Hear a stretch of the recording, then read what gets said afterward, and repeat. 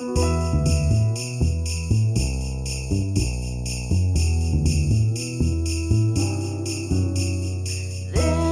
talking about the best of them. They're just talking about the rest of them. Not the worst parts, but the best parts. This is the best of the rest.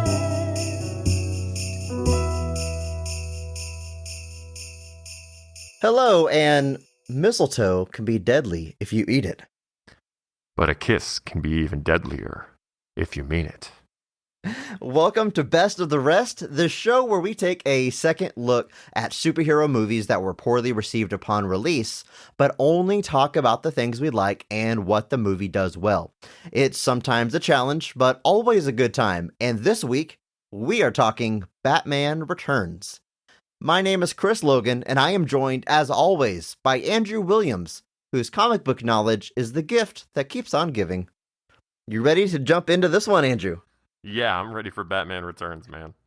Heck yes, this is a very special episode of the podcast for a lot of reasons. One, it's almost Christmas. It's the holiday time. It's the best time of year. I love it personally. Some might say it's the most wonderful time of the year.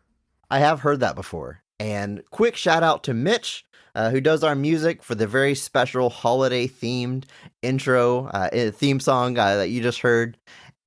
Super cool of him to make that and, really make this episode feel special because aside from being our Christmas episode, we're also covering a movie that honestly, we probably wouldn't normally cover under our premise. Typically, we're looking at, as the intro says, poorly received superhero movies, whereas the reception for Batman Returns is significantly higher than what we normally talk about. So we're digging into a movie that's genuinely regarded as pretty good and bringing you all the positives. So it's not quite a challenge this week, but guys, it's Christmas, all right? Let us have this. Let us have it, yeah. And the other reason this episode is special is because we are going to be joined later by a very special guest, Justin Michael, host of Batman the Animated Podcast, which is where I first knew him from. It's one of my favorite podcasts out there. If you haven't checked that out, please do. Excellent companion piece to one of the greatest cartoons ever made, Batman the Animated Series. But the band's credits go way beyond that. Most recently, a writer on the cartoon Infinity Train, which is excellent. If you have HBO Max, definitely check that out. And tons of other things. I was scrolling through his IMDb earlier, and the man does a lot of work. It's fantastic. So super excited for him to be joining us. Obviously a Batman enthusiast, so this should be a great time with Justin. But for now, Andrew, what is your history with Batman Returns specifically? This is, I don't think I saw this in theaters because I would have been 5. I have no memory of seeing this in theaters. I didn't think to ask my dad. If I had, he would remember. But obviously, I remember having it on tape as a kid. My parents taped this off of HBO because they had a whole library of taped off TV. You sure you want to say that on this public forum, Andrew? Yes, I do. Because they didn't rebroadcast it. But no. But yeah, obviously had it as a child, watched it, not as much as Batman. Obviously Batman 89 is still, if I want to watch a Batman movie, for fun, that's kind of the one I put on. Sure. This one has always kind of been, like you said, its reception is much more positive, but it's always kind of seen as, the weird one of Burton's Batman movies. He definitely gets a little... you can tell he made Edward Scissorhands between these. I'm sure we'll talk about that more later, but yes, it's definitely the weirder one. Definitely it definitely wasn't as much of a hit as Batman was, but for me personally, I still remember watching it a lot as a kid. There are definitely imagery and things of this movie that were burned into my head specifically. But yeah, I mean, it's, like I said, not as much as Batman 89, but definitely still there, which feels like that's kind of the movie's general legacy. Yeah, I mean, same. I couldn't tell you if I saw this in theaters, who knows, but I definitely grew up with the movie, watched the VHS tapes, and really, like we said, we've covered Batman Forever and Batman and Robin previously on this podcast, and we said on those episodes that during the 90s, growing up as a kid, all of the Batman movies were just of a piece. It's just the Batman franchise, and it's a lot easier now as a critical-minded adult to look back and kind of see the differences in tone and departures, but... Right. as a kid, I'm just watching Batman movies, and they were all Batman to me. So, like you said, definitely some specific imagery of this one that definitely stood the test of time and has been burned into my brain. But as far as my history of the movie, it's one of the Batman movies I watched growing up. Yep. The movie was released specifically June 19th of 1992 on a budget that likely exceeded $70 million. There's a few conflicting reports, but definitely much higher budget than Batman 89, which was of course a massive hit. So the studio definitely invested a lot of money into its sequel. They definitely got a return on that investment. At the box office, it does bring in $266 million. Nothing to sneeze at. Definitely financially successful. Still a drop from that first one, though. So you've got to imagine with the increased budget, they definitely wanted an increase in box office, which did not happen. It did not. It is well received critically, an 80% critic score on Rotten Tomatoes. The audience score trails a little bit behind at 73%, but it is a well received movie all in all.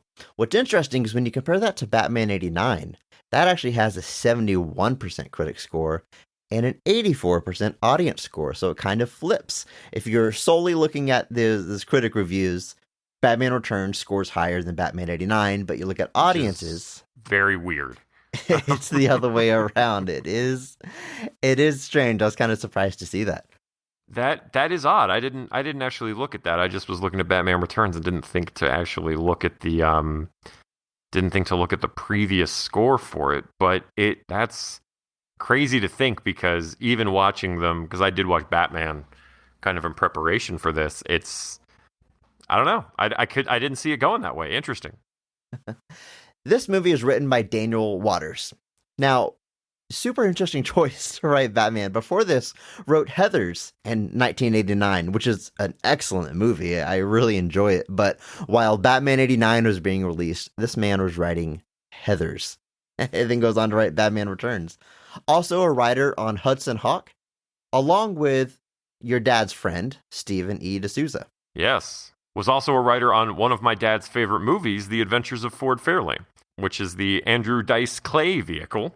Who could forget? Who, for all the people that wanted to have the question answered of whether or not Andrew Dice Clay could act. And the answer is no, folks. #Positivity Podcast. But yeah, I can't say I would have said Heathers was definitely something that I would have been like, oh yeah, that guy should write Batman. But interesting choice. And then he goes on to write Demolition Man, which comes out in 1993, and legitimately one of my absolute favorite movies of the 90s. Okay, yeah, all time. We'll go with that. Yeah. There is a story credit from Sam Hamm, who was a writer on Batman 89. So definitely maybe originated the plot or did some drafts, some but ultimately not enough there to have a writing credit. Of course, the movie's directed by Tim Burton. Let's go through Tim Burton's entire filmography up till this point, because it tells a great story. You have Pee-wee's Big Adventure for his directorial debut, followed by Beetlejuice, and then Batman, Edward Scissorhands, and then Batman Returns. Tim Burton is a director I still hold a lot of admiration for and love for, but you look at his filmography now that it's stretched, 30 plus years, and there's definitely eras, if you will, or phases. And looking at it like that, Batman Returns is the end of an era. It kind of caps off this early run of films that are very much of a piece. If you made a Tim Burton the early years box set, I think it would be Pee-wee through Batman Returns. Yeah, I agree. I think from Edward Scissorhands to Batman Returns, you definitely see that evolution, but a lot of the hallmarks of, like, I was watching this movie, and like I said, we'll talk about more later, but within the first 5 minutes, I was like, yep, this is a Tim Burton movie. Yep. Whereas with Batman, you don't really feel that as much. The kind of iconography and the design choices that he kind of becomes known for really crystallize over Edward Scissorhands and now here Batman Returns. So it's very much like the end of like the proto Tim Burton era of like Tim Burton finding his footing and kind of becoming Tim Burton. And in that regard, it's a really interesting thing to watch too, to kind of see him come together. The Tim Burton look to me is a thing that is tall, but also curved. So like the mountain in Nightmare Before Christmas that swirls, or towering skyscrapers that are a little bit cockeyed. That's all his weird trees. That's classic Tim Burton, man. Well, we've got a lot to say about it. Let's jump into this movie with our special guest. We are podcasting with positivity.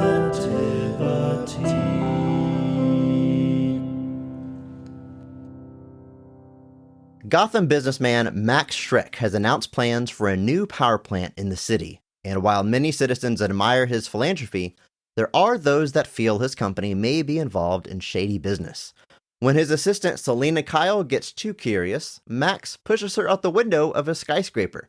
Selina survives the fall, now reborn as the vigilante Catwoman.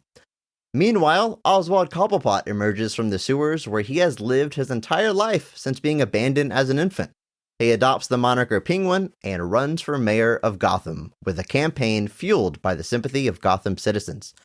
Now Catwoman wants revenge on Max, Max wants Penguin's political favors, and all three want Batman out of the picture. After Batman ruins Penguin's chance to be mayor by revealing his true intentions to the public, Penguin vows to destroy all of Gotham City, and it's up to Batman to stop him.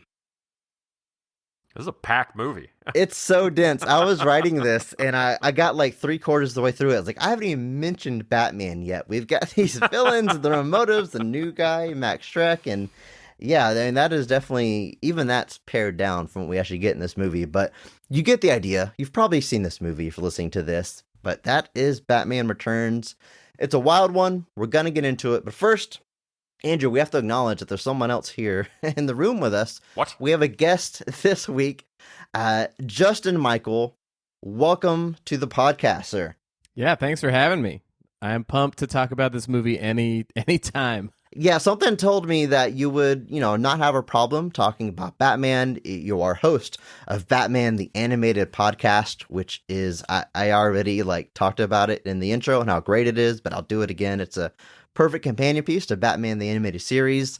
But your credits are extensive in the industry. I know you're a writer on Infinity Train, and more recently can be heard on the podcast Nature Talks to Itself. So a busy, busy man. We appreciate you making the time for us today. I mean, it's a true treat to be here, you guys. Oh, well, that's just too sweet. Thank you. As we do, we're going to jump into the cast of this movie, but specifically, we're going to start at the high point with the peak, with the best performance of the movie. We like to highlight one actor or actress that goes so far above and beyond the call of duty that their performance single-handedly raises the quality of the entire film. We recognize that person by giving them the Mark Strong Award. Andrew, let's start with you. Who gets your Mark Strong Award for Batman Returns? I had a hunch that this was going to be my award winner going into the film, and after finishing it, it remained unchanged. I am giving the Mark Strong Award for Batman Returns to Michelle Pfeiffer as Selina Kyle Catwoman. Absolutely. I mean, not to ruin the mystique, but I totally agree. It's also my Mark Strong Award winner, and I kind of had a feeling going into it. But yeah, tell me about it, Andrew, a little bit more. Why do you think she is so deserving of the award? She's way into this. She's obviously given a lot of more focus. It's interesting because you talk about how during the description of the film, you were 3/4 of the way through before you even mentioned Batman. But that's kind of how this movie is with Batman. Batman's already there, so the movie doesn't really focus on him very much because you already know who Batman is, you already know what his deal is. So a lot more focus, especially in the early film, is given to our new players, Max Schreck, Oswald, and Selina Kyle. But her story is tragic. She's after Max Schreck for very valid reasons. And Michelle Pfeiffer especially she's in this. She's in 100%. She's dedicated to it. The whole sequence where she's tearing apart her apartment and making her Catwoman costume, it's manic, it's crazy, it's mirroring exactly what the character is supposed to be going through in that moment, and she's just dedicated. And then as Catwoman, she's sensual, she's terrifying, she's scary, she's all of the things above. She's doing things the way she needs to do them to get to her ends. She's always playing her own side, and it's just great. It just works, and Michelle Pfeiffer is perfectly cast. And I mean, we got Keaton coming back. I wouldn't mind Michelle Pfeiffer getting another crack at an aged Selina Kyle either at this point. Yeah, it would not be complaining and still looks great. Why not, right? She could pull off the suit, I'm sure. Why not? Now, Justin, let me throw it to you. Your Mark. No, I know I explained what the Mark Strong Award is. I don't know why I did. Everyone knows. If I just say Mark Strong Award, it's just so intuitive what that has to mean. Yeah, light bulb went off, and I was like, "Oh, okay, the best performance in the film. Great." Yeah, exactly. So, who gets your Mark Strong Award for Batman Returns?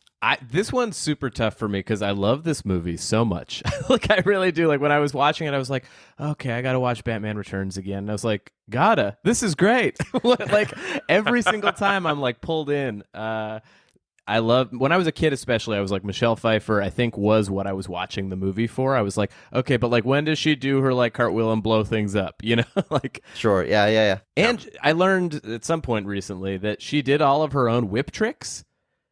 Yeah, I saw on Twitter, somewhat recently, like a behind the scenes, like set handheld footage of her doing the whip and knocking the heads off the mannequins, and like it's actually her, and like the crew applauds whenever she is able to do it. It's incredible. That's really hard. I'm sure. Whips are heavy too. Like, I can't say I have personal experience with a whip, but I just inherently I believe that it's difficult to do. Yeah, in that costume too. Come on. I have trouble, like you roll up a towel and you make that flipping noise. I have trouble making the popping noise with a towel. So I imagine, a 10-foot leather whip is just whip is more difficult. that much more difficult. Yeah, we're bad Catwomen, I guess. But we're not built for it. So I feel like I totally agree. I also feel like, for me, here's my earnest answer, and then I have like but we got to give it to somebody else answer.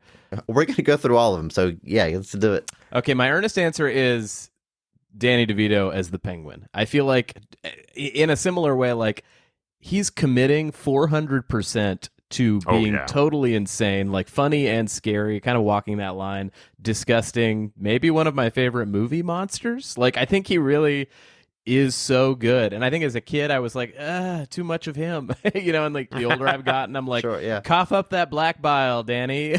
Like, walk around in a soiled onesie, Danny. Like, he is so good. But definitely as a kid, the image of him like eating a raw fish like grossed me out. I'm like, I don't like this. He's so disgusting in this movie. And he's eating it up, it feels like. Yeah. It would have been super easy to like let the prosthetics do the work. He's got this ridiculous nose and suit, and that could have been enough to be gross Penguin, but he's doing that gross voice, and he's you're right. He's totally committed, working through.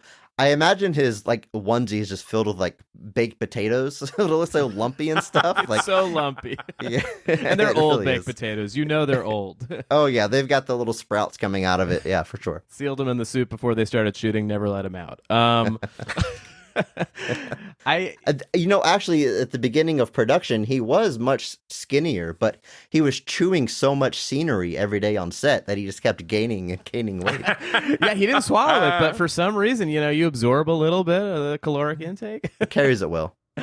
Okay, so here's my Mark Strong Award for the podcast, though. It is the actor who I had to look up, Andrew Bryniarski, who plays Chip Shrek, Max Shrek's son. I think he should get an award because Christopher Walken talks like Christopher Walken, but this man had to pretend that he was his son and took on his accent, whatever Christopher Walken's accent is. And I think it, like, weirdly, you don't think about it, it's insane that he had to like basically match that voice. I've never seen that in a movie. It's a good Christopher Walken impression, but doesn't feel like an impression. I'm like, you know what, Chip, you're my Mark Strong. Hey, I respect it. Totally valid. It's like James Franco doing Tommy Wiseau, and everybody's freaking out. He can do this is just as impressive. What's the actor's name again? We got to give him his props. I believe. Hang on, Andrew Bryniarski. Yeah, afraid I didn't know his name off the top of my head. Yeah, the key scene I can think of, God, I was not prepared to talk about this performance, is when he like essentially sacrifices himself to save his dad, right? That's him, right? He's like, yeah. Get out of here. Yeah. Like, yeah, that's during the first, like, the big fight at the beginning with the circus people. Like, they they hold up Chip, and he tells his dad to run and get away, and that's his big moment. Yeah, big hero moment. Yeah, for sure. Official Mark Strong Award winner. It's canon now. Congratulations. Well, I guess it's tied with Catwoman with Michelle Pfeiffer. Yeah, they all get it. We're very generous with Mark Strong awards. Anybody that's mentioned, they get the award in the mail, and they say, "What the hell is this? What's best of the rest?" And then they throw it away. Who are these people? Well, let's talk about the rest of this cast. And how about we talk about Michael Keaton, who plays Bruce Wayne / Batman. It is a little bit interesting that Michael Keaton is the gold standard for so many people as Batman. But the three of us, none of us are picking him for the Mark Strong Award. It's not because he is not great as Bruce Wayne, I'm sure. I think it might have a little bit to do with kind of what you're talking about earlier, Andrew.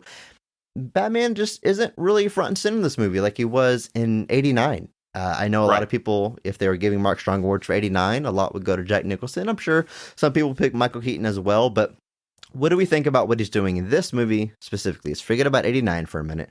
His performance in Batman Returns. He doesn't do a whole lot for the first big chunk of this movie. Obviously he's called in to help with the, I love it, that first scene. Commissioner Gordon pulls up, doesn't even get out of the car before he tells them to call Batman. He doesn't even try. Why are you calling me? I'm the commissioner. Call Batman. It's like call Batman. And so we get that, that iconic gif of Michael Keaton staring out the window and then standing up and the giant bat signal behind him. Do we think that's all he does until he's called? He just sits in that throne and sits and waits. Yeah, he never leaves. He doesn't eat. Doesn't eat, and then when he does eat, he gets pissed off that his soup is cold, even though it's supposed to be cold. Yeah, it's like, come on, Alfred's making you this soup. Be grateful, you bastard. No, but no. So he's got this kind of very stoic performance, kind of up until he has that meeting with Shrek. That's the first time that we really get some personality out of him, because up until then he's kind of just being Batman. He's just showing up and being Batman for things. But that meeting with Shrek is also where he meets Selina for the first time. And that's really where his story kind of starts. Because you've got his rivalry with Shrek that begins. And then you've got his kind of will they, won't they tension with Selina. And from that point on, I'm pretty into what he's doing. It's definitely not the focus of that first chunk of the movie. But once his story kind of kicks in, I like it, especially his stuff with Selina. I think that's the scene they have at the ball. I think that's really good. I think it's tremendous. The sequence where they both kind of click and they figure out they are who they are. I think that's masterfully done. And I think Keaton sells that all extremely well, especially at the big climax at the end. So once Keaton's story begins, I really like it. And I think he gets a bit more of a chance to dig into some things he may not have in Batman 89, but you can't set aside that for the first third of this movie, he's basically doing nothing.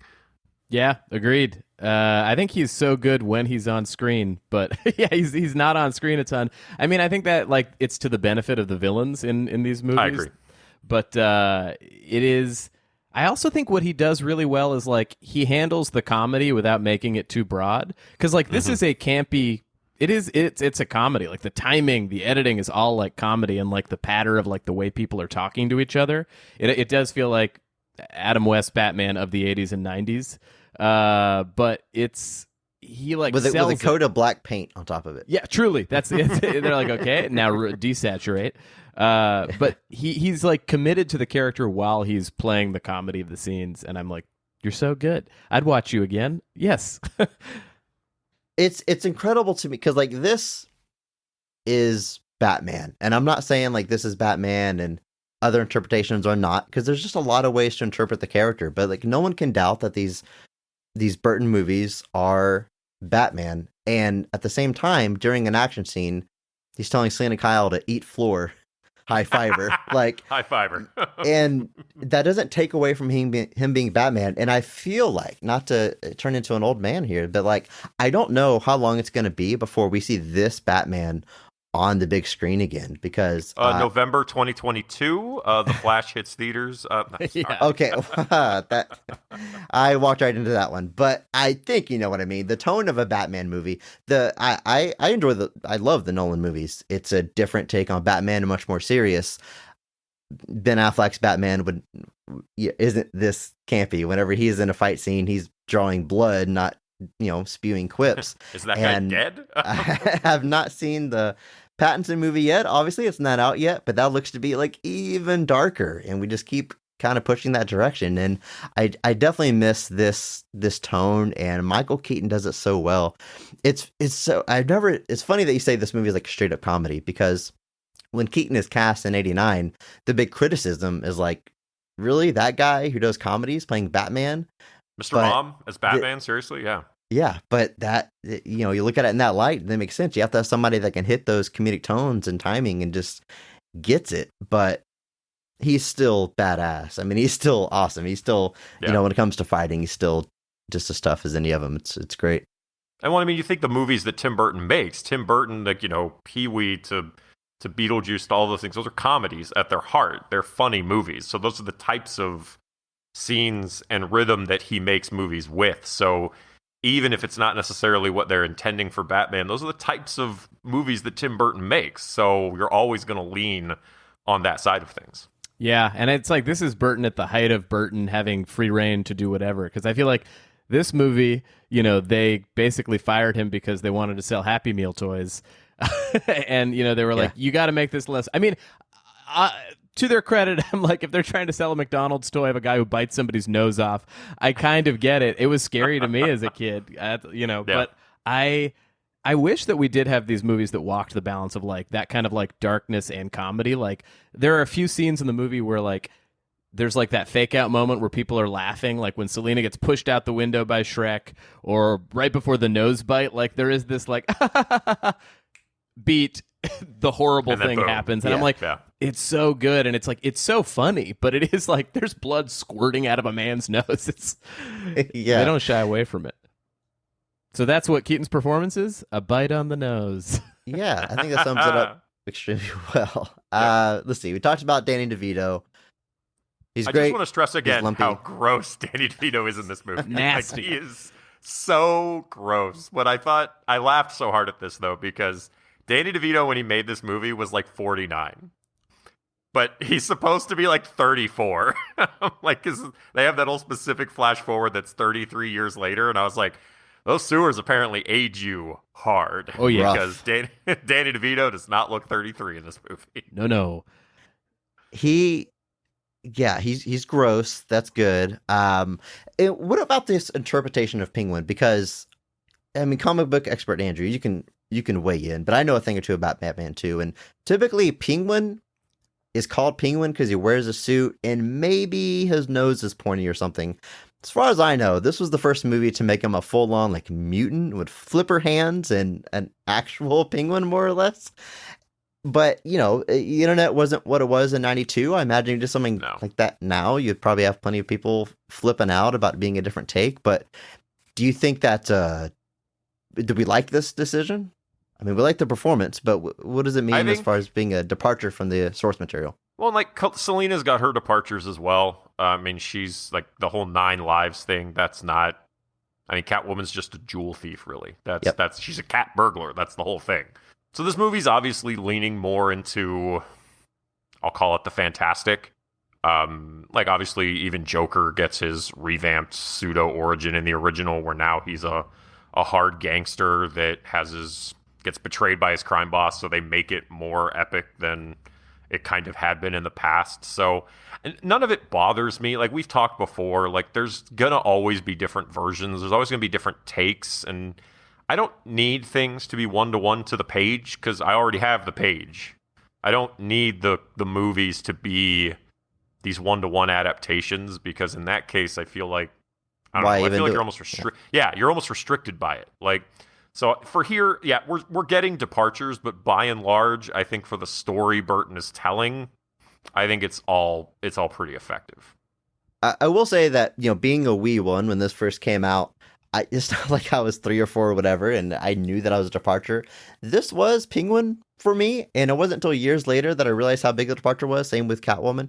And just like, I know there's a lot of people that grew up on Batman 89, and they like believe, this is so silly to talk about, but like the canon is that Joker kills Kill Batman's parents. Yeah. Yeah, and so they get to Batman Begins, like, well, why'd they change it? It's like, well, no, you just think that because the movie you grew up on. I definitely, between this and Batman the Anime Series, like, this was Penguin. He's a mutant, right? He's got these weird hands, and it's not the case, but it may as well be. It is to me. Yeah, I agree. I mean, I grew up on this one. I feel like it was this and the animated series that, like, and the Adam West series, I guess, but that I grew up on. And I guess again, like, it felt like too much Penguin as a kid. I was like, all right, we're leaning into him a lot. But I feel like watching it now, it still is a lot. He has like one too many beats in the movie.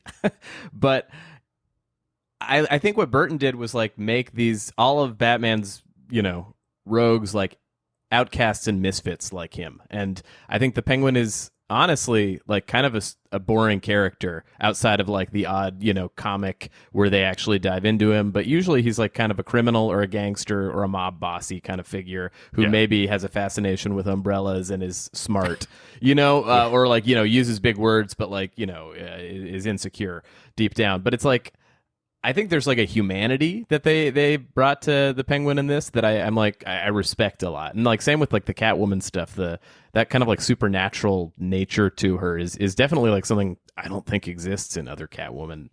No, she is a jewel thief, but I think it's like this is fun. It's engaging, and it feels like it's like deeply about the characters. Like you care about whatever trauma we got to see on screen, and we're rooting for them weirdly. So. Yeah, like there's a big sympathy. Like Penguin's character is like he wants to do these awful things, but there's these beats in the movie where they're still kind of tugging at you for sympathy for what I mean, this is a guy whose parents chucked him into a river when he was like a child. Like he didn't know what he was. He didn't ask for that. He didn't know what he was doing. So like you got this character who was basically abandoned and grows up. Yeah, he's gonna be messed up because who gets thrown into a sewer as a child and comes out okay? Yeah, like and then with Selena too, you're getting her. So like they play on all the sympathies of these characters where there's this like Penguin send off at the end. Like there's still a moment where you're just like, I feel bad that this is how it turned out for him. Like you wish it had gone differently for him because. Yeah, it's awful. I feel bad for this child kidnapper, but I do. They give him like a naval funeral, like sending him off into the waters. Yeah. I'm not sure how those penguins moved him. They don't have arms. But... Well, they're huge for one, and it wasn't until that scene that I realized how damn big these penguins are. I know Danny DeVito's not the tallest guy, but they're like 2 feet bigger than he is. I mean, clearly it's like people in suits, but I was kind of curious about that. Is there a penguin that large, or is that just... I mean, honestly, the most unbelievable thing in the movie to me was how tall those penguins were. The most unbelievable thing to me is that there's apparently a giant family species of penguins that just hang out in Gotham City, apparently. Yeah. Everything else checked out. It was all pretty grounded. Yeah. And so the penguins. Lost me at those last 2 minutes. Christopher Walken is in this movie, as we mentioned, as Max Schreck. Are you sure he's not in this movie as Tim Burton? It may as well be. He, or as Vincent Price. I don't know. He's like Tim Burton's imagination, and Tim Burton just threw a character into the Batman lore, because Max Schreck doesn't exist in the greater Batman universe. It's an original character for this movie. And the name Max Schreck actually comes from the actor that played Nosferatu in 1930s when that first came out. So definitely an homage to classic horror. 22, even older than that. 1922. It's a silent film. This is very much a Tim Burton movie first and foremost. And we've kind of talked about it a little bit already, but Andrew, you said earlier that you can tell he made Edward Scissorhands before he came back to Batman, because he brought a lot of influences back with him as he kind of develops his unique look and style. And I think Christopher Walken being in this movie at all is such a huge sign of that. It reminds me a lot of Guillermo del Toro whenever he goes from Hellboy 1 to Hellboy 2. Because Hellboy 2 is a del Toro movie that happens to have Hellboy in it. This is kind of a Tim Burton movie that just happens to have Batman and some other key characters in it. Otherwise, it's a monster for a villain. It's got the gothic architecture. It's got the Tim Burton look. And yeah, you just happen to have Batman there. You got Christopher Walken being Christopher Walken. I don't know how to really praise this performance. It's very good, but it's exactly what you expect when you say Christopher Walken's playing an evil businessman in the movie. Yeah, he's definitely like schmoozing it up, chewing the scenery. Like, he's being Christopher Walken as an evil businessman, but he still does get some like interesting moments where, like, because you kind of always gather that something's off with him. Like, you never think this guy's noble, really, like, just through the nature of the character and how he's presented. But, like, that scene we mentioned where, like, right before he pushes Selena out the window and he's starting to get, like, really dark and, like, really sinister for a minute. And then he has that brief moment where he breaks it. And you, too, as the audience, almost buy it for a second. Oh, of course, he's not going to go that far. That would be ridiculous. And then he does it anyway. And it just snaps you right back in. So Walken is really good at that. He like nails all of that for the character by like playing all the sides of it. Like, obviously there's that malicious undertone that is always present in the character, but like when he's meeting with businessmen and certain things, like he's obviously playing up that he's like, yeah, I totally want to play ball and I totally want to work with you to make this happen. But the minute somebody turns on him, the claws are out. But yeah, this is definitely like, because Max Schreck is not, I don't think there's any basis in the comics for Max Schreck, especially given that his name is from Nosferatu. So this is like really a genuine, like a Tim Burton type character in this movie. And like you said, that really kind of plays into how this just feels so much more like what people associate with Tim Burton than Batman does. Like I said it during the intro, 5 minutes into this movie, anybody could be like, yep, this is a Tim Burton movie. Once the attack clowns show up, this is definitely a Tim Burton movie. But I think, like I said, he's Christopher Walken playing an evil businessman, but it's still extremely effective and still works very well. And I like what he's doing here a lot. It's just not quite on par with how hard Michelle Pfeiffer and Danny DeVito are going at Catwoman and Penguin. Yeah. I mean, agreed. I think he's playing it so well. I feel like he's playing it so deadpan too, that there's like him playing off of like these wilder characters, and he's like pretty wild himself, and he definitely has the Burton hair. But I think again, it's like seeing it as a kid, seeing it as an adult. Like the older I got, I was like, oh, he is the third villain in this movie. Every one of them's a foil for Batman. You have like, he's like Bruce Wayne's foil is like businessman gone wrong. Catwoman is, the vigilante gone wrong. And Penguin is like person who lost their parents gone wrong. Like it's like truly like different mirrors of who he is. And I'm like, oh, he's just as important as the other two. And he's the thing, he's like the connective tissue. And that could be really boring.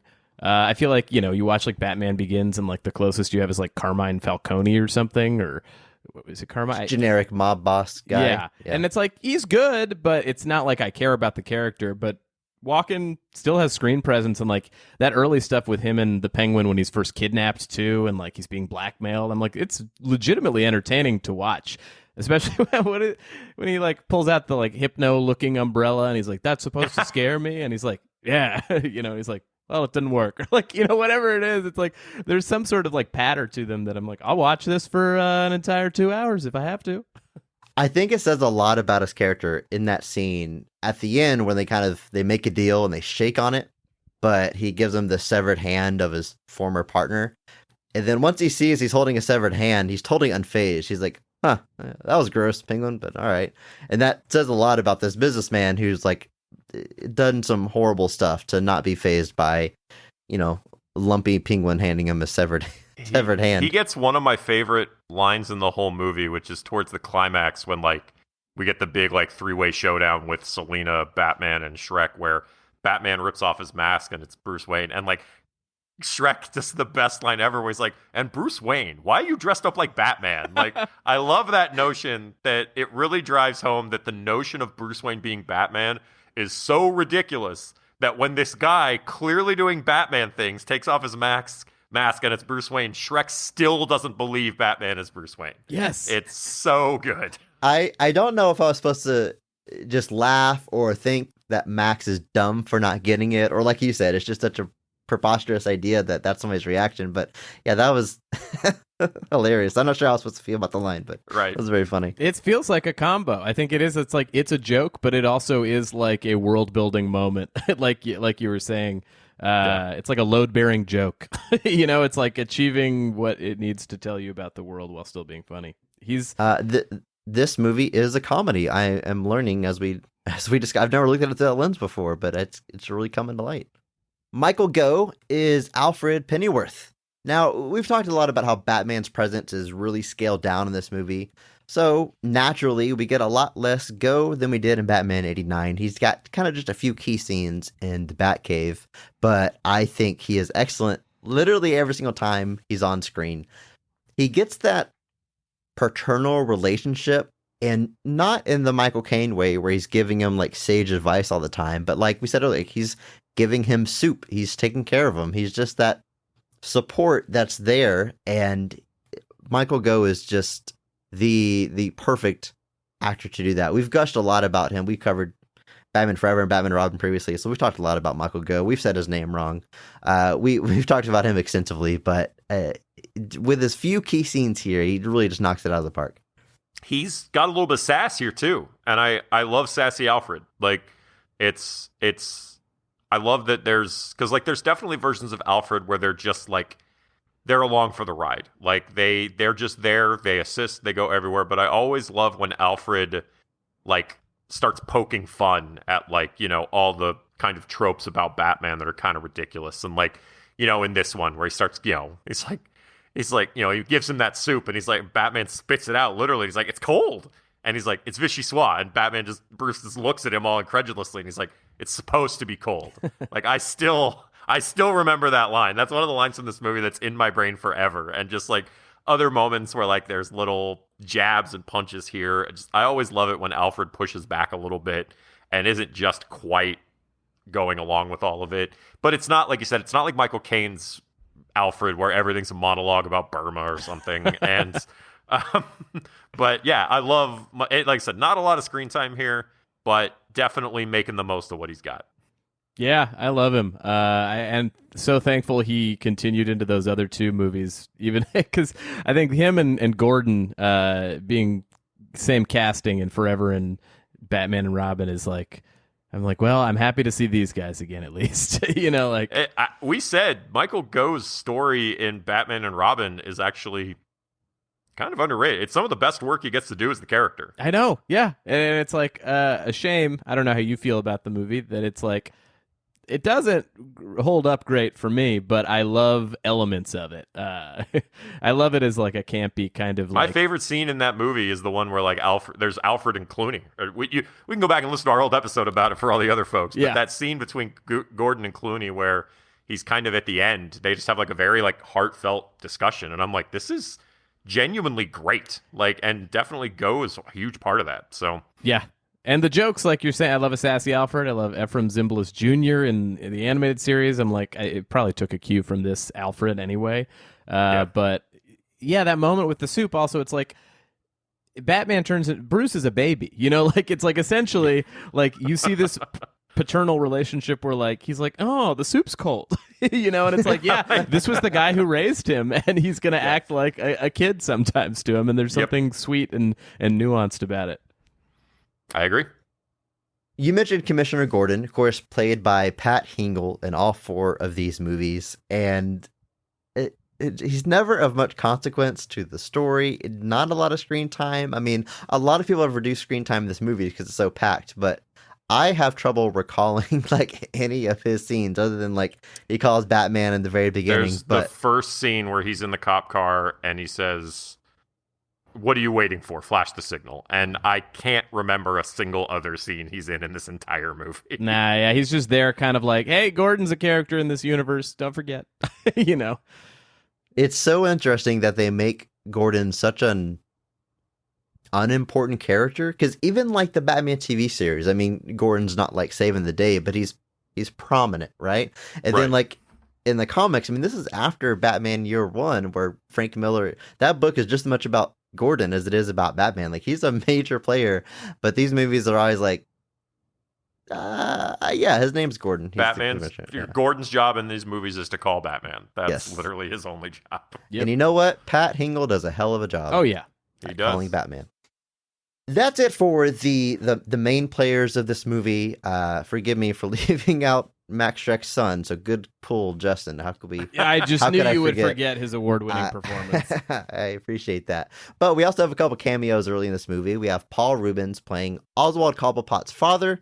The credits tell me his name is Tucker Cobblepot. I don't know if we learned that in the movie itself, but He doesn't have any lines, but he looks like a stoic socialite. Paul Rubens.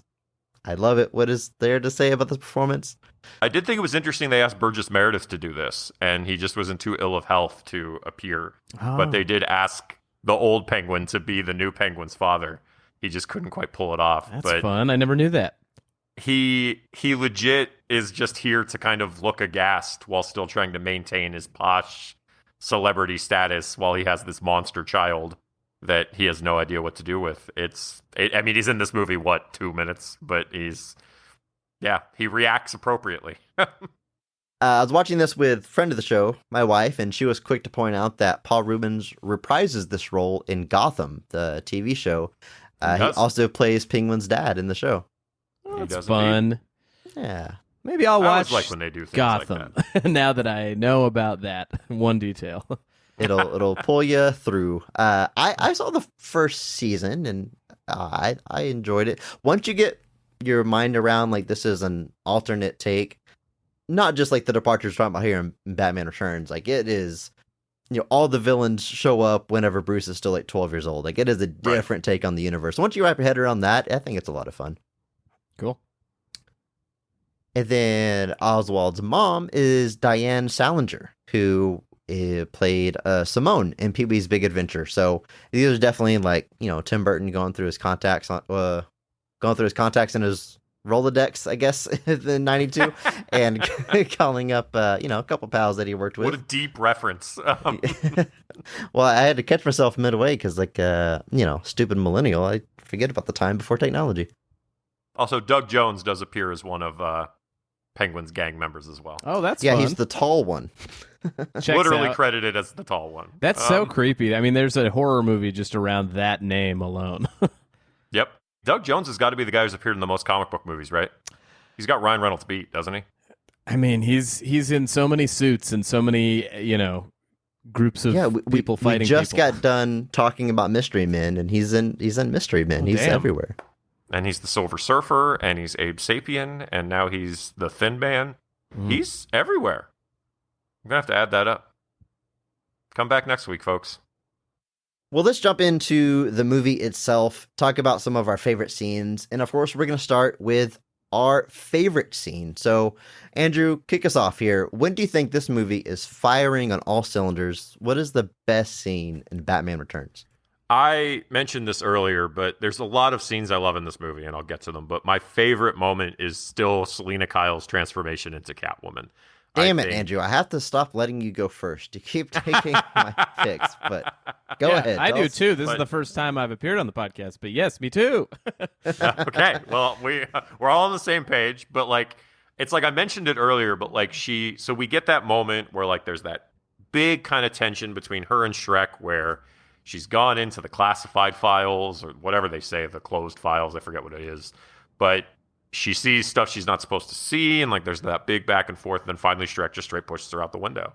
And she kind of comes home in this trance and then just slowly unhinges. It starts off normal enough. She starts the answering machine, but then she grabs the milk and she's spilling it everywhere. And it's just this slow, or rather not even slow, but just this very quick descent into just full on unhinged as I guess the reality of the situation crystallizes and catches all up, and she realizes what Shrek has basically just done and that somehow she's survived, and she just trashes this apartment. She's destroying her decor, she's destroying her stuff, and then in the middle of it all she starts making her Catwoman suit, and it kind of culminates she smashes the lights on the windows and instead of saying hello there it says hell here, and all of these this manic energy that just runs through the whole thing. And in the middle of it all, she has the patience to make a Catwoman suit, which is just dedication in that state of mind. Is that a trash bag that she makes it out of? I think that every time, but I don't know. It's a jacket. It's the jacket. That makes so much more sense. Yeah, she pulls it out of her closet, and it's like a jacket. Okay. But yeah, it's just the manic energy through this scene, all of it kind of culminating, and so she's very frantic in all of the rest of this, but then the final reveal where she walks out as Catwoman, she's composed, she's secure, and it's the full transformation in front of your eyes, and it's just awesome. And it's filmed, the whole way they edit it and put it all together, it's so good. And just that moment, I was That's Catwoman. Like, I don't have any doubt. Like that.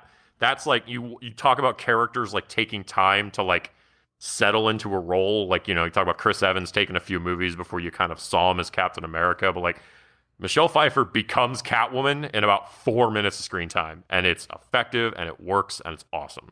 Yeah, I felt the same. I mean, I was drawn to that scene, like the duality of the before and after, like truly seeing a mirrored, like listening to the messages, feeding the cat, like. See, I feel like you get so much. The economy of character, like you're saying, is so strong that it boggles my mind that we don't get that in other. I feel like all the other movies where you have multiple villains, you like look at they're either overly long or just still don't feel like you actually get real character. And I feel like they do a pretty good balance in this film. And I'm like, well, did you guys see Batman Returns? Like it actually it pulled it off. Well, even the very next Batman movie in Batman Forever, they do the two villains thing, but they give us one character, you know, the Riddler's whole backstory, and then Two-Face is just Two-Face. He's just there, you know. They don't dive into it at all. So we talked about is the opposite of how you would normally approach that. Yeah, Two-Face is definitely the more interesting. Is the more tragic story to focus on, but.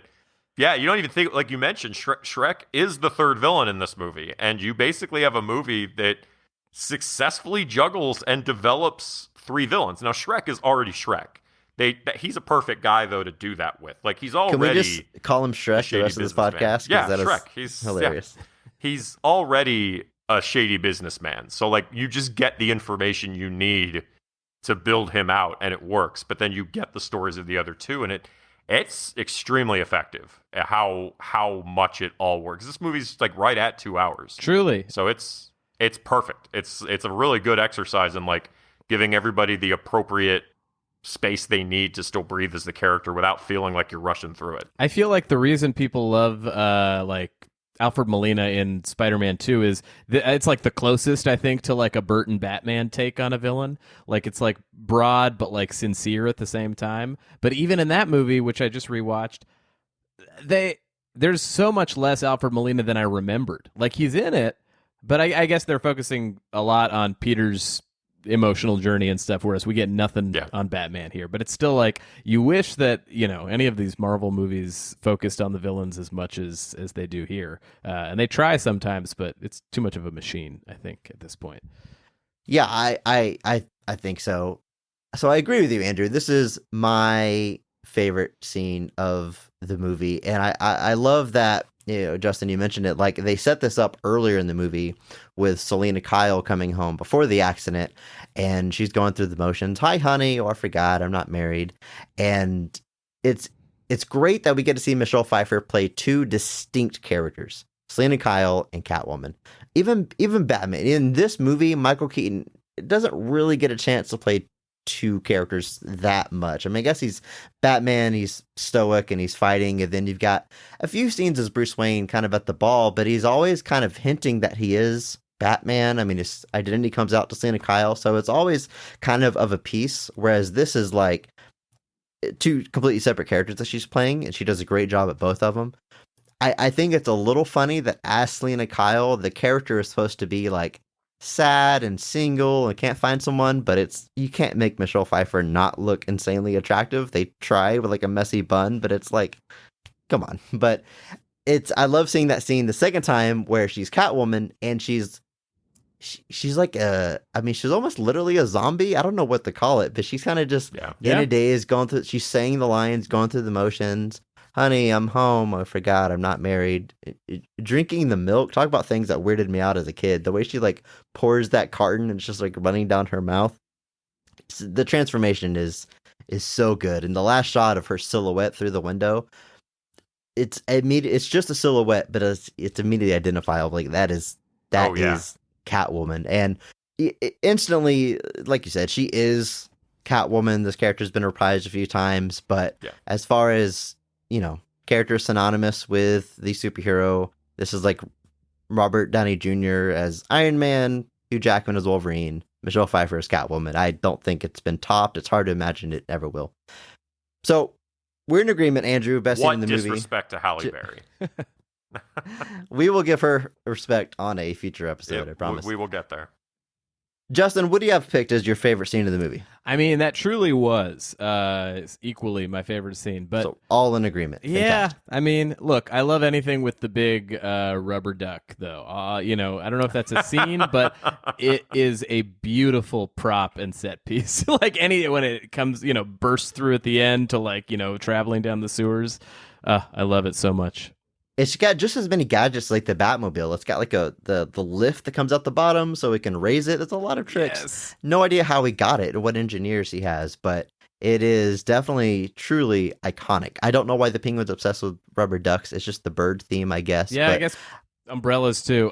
It's just kind of like, well, it was dangling over his crib when he was a child, and that influenced him. Here in Houston, we used to have Astroworld, Six Flags theme park, and one of my favorite rides there was Batman: The Escape, and it was a huge deal when it first opened up because there's a legit entire mountain, and the queue for the line was super long. You would walk through the mountain, through the Batcave, you'd see props from the movie, and outside of the cave, one of the props was a Gotham PD police car and the rubber duck, and it was on its side.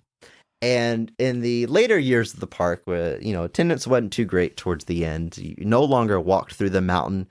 You could just ride rides over and over again. But I went there one time and I hopped over the guardrail to go check these things out. I didn't vandalize anything, just getting a look, and I got to check out the Gotham police car, and it even had like a radio scanner going off for like crimes around Gotham. And I was so excited to look at the duck, and I looked inside, and it was nothing. It was like a bench to sit. So it clearly wasn't the duck from the movie. It was just like a shell. But I got to kind of go look at it, so that was cool. That is so cool. We had there was a Six Flags near me, Magic Mountain, and we had Batman the ride. I think they threw a bunch of Batman rides at the Six Flags parks when they got the license, and it was similarly like there was a Gotham PD car, and you kind of walked through like a version of the Batcave. Let me tell you, you got the better version. To have that duck, we had no duck. That duck, I would have lost my mind as a kid. Like 0 out of 0 ducks. So. Yeah. Oh, what a dream.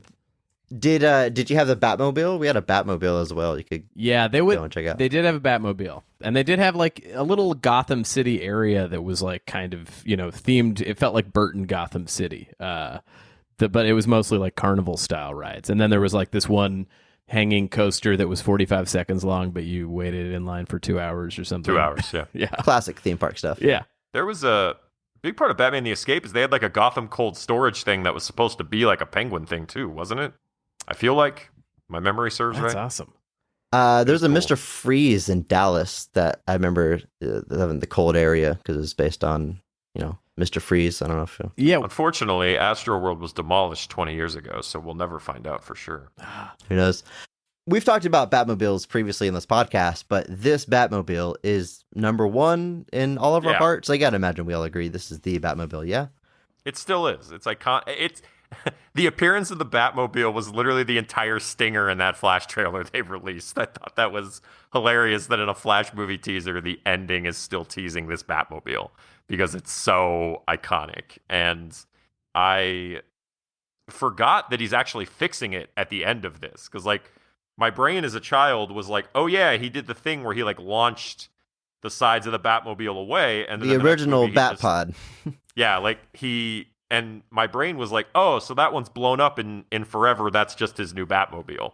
But there's a point in this movie where it's right before the ball where he's actually fixing it and he's like rebuilding it like it was before. So I'm glad to see it on screen again. I think it's a very cool looking Batmobile, and it's still my internal picture of the Batmobile. Yeah. I mean, it's this in the animated series tied in my brain, my childhood brain, but I love that Adam West Batmobile. I think if I had to choose three, those are the three. I don't need a tank. Works for that movie's tone, but I'm ready to get to a fun Batmobile again. Yeah, worthy of the name Batmobile. I never look at the tumbler and think like that's the Batmobile. Like it's a tank, like you said. It's fine, works for the movie, but man, I love a good long engine compartment Batmobile. Mm-hmm. And how about that piston because it's obviously the turning radius on this thing is horrible. So he has this piston that comes out the bottom to spin it to get away, you know, like out of a dead end. It's pretty cool. Yeah. I mean, I guess it is like the star of that whole sequence where he, you know, has the Penguin takes over the Batmobile. I forgot. I was like, yeah, that's why they had to like give it so much screen time. I love that sequence because Penguin's method of controlling it can't just be like a console. It has to be like a mini child ride version of the Batmobile that somebody had to build. It's great. I always think I'm like, we're nearing the end of the movie when we get to that point. And then it's like, oh no, he has to kidnap children and do a circus themed thing before the very end of the movie. Right. There's like 40 minutes after that. Yeah.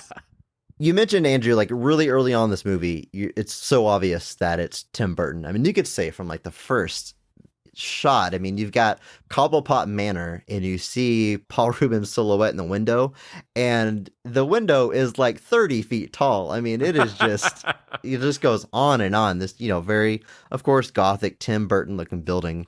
But if that didn't do it, if Oswald's weird mobile didn't do it, or anything of those first shots, once we go into the sewers and Danny Elfman's score hits, I mean, you know, Tim Burton, Danny Elfman, just synonymous with one another. The score for this movie is just insanely good. I think I might even like it more than 89.